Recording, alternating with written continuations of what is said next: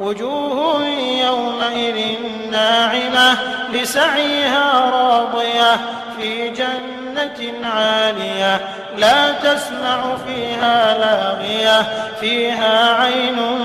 جارية فيها سرر مرفوعة وأكواب موضوعة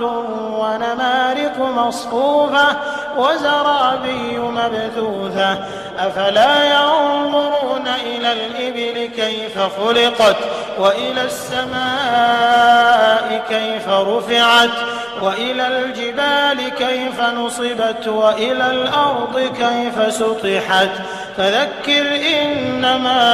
أنت مذكر لست عليهم بمسيطر إلا من تولى وكفر فيعذبه الله العذاب الأكبر إن